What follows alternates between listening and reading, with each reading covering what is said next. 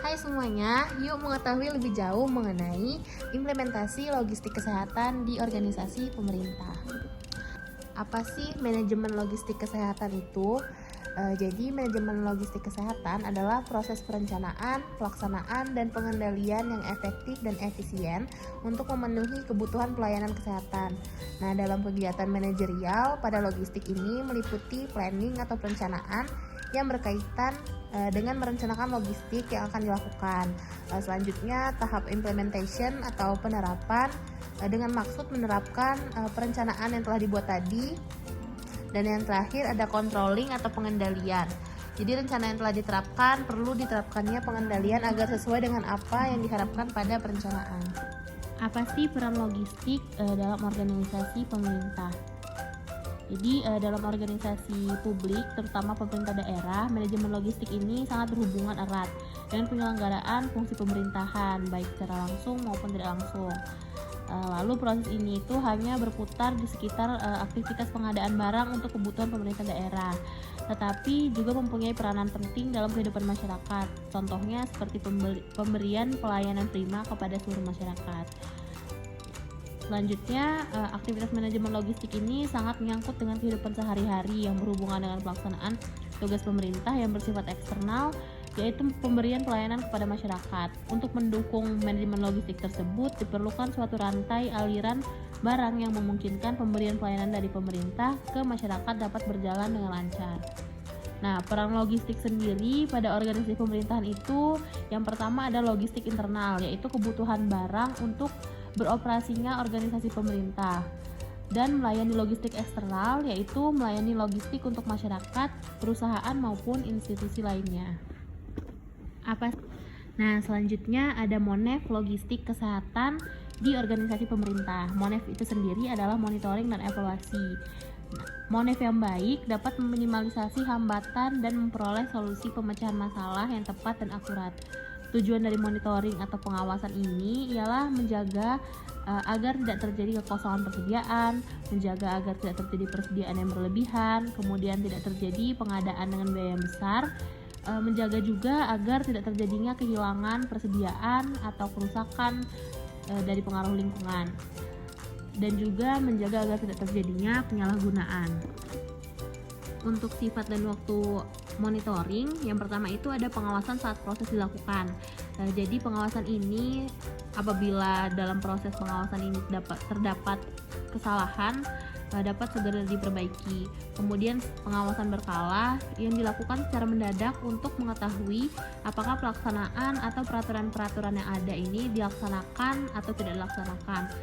Kemudian pengawasan mendadak ini sekali-kali perlu dilakukan agar dapat melihat kedisiplinan dari para sumber daya manusia.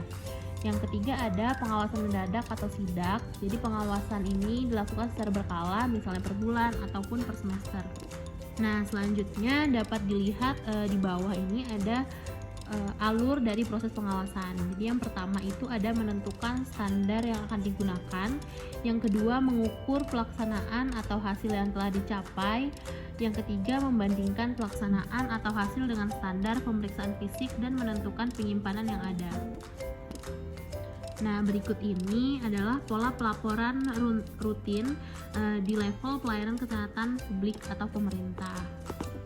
Selanjutnya, pengendalian persediaan. Pengendalian persediaan adalah suatu kegiatan untuk memastikan tercapainya sasaran yang diinginkan sesuai dengan strategi dan program yang telah ditetapkan, sehingga tidak terjadi kelebihan dan kekurangan ataupun kekosongan obat di unit-unit pelayanan.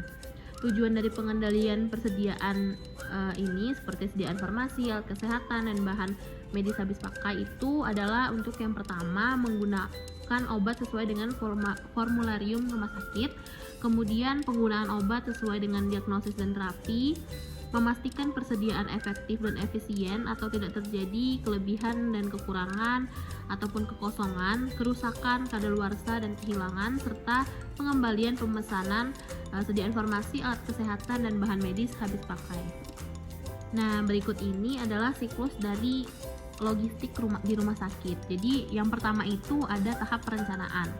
Jadi direncanakan dulu pengadaan obat apa yang akan diminta dan diadakan. Kemudian ada penganggaran, selanjutnya pengadaan barang yang sudah direncanakan tadi, selanjutnya penerimaan dan pencatatan. Jadi barang yang sudah masuk ke dalam sebuah instansi atau organisasi itu diterima dan dicatat pemasukannya.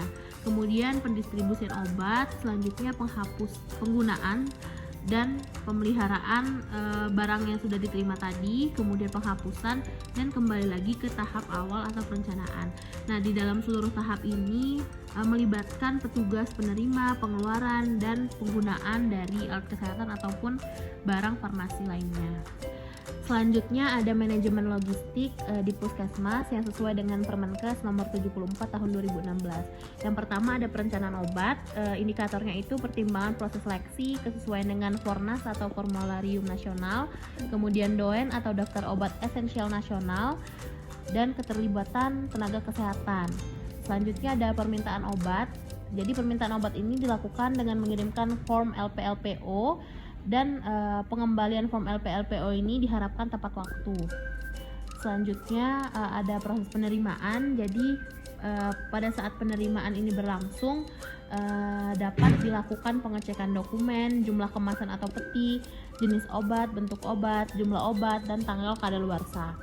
Selanjutnya ada penyimpanan obat, indikatornya itu pertimbangan proses penyimpanan psikotropika dan narkotika, jadi dipisahkan dari obat yang dapat mencemari.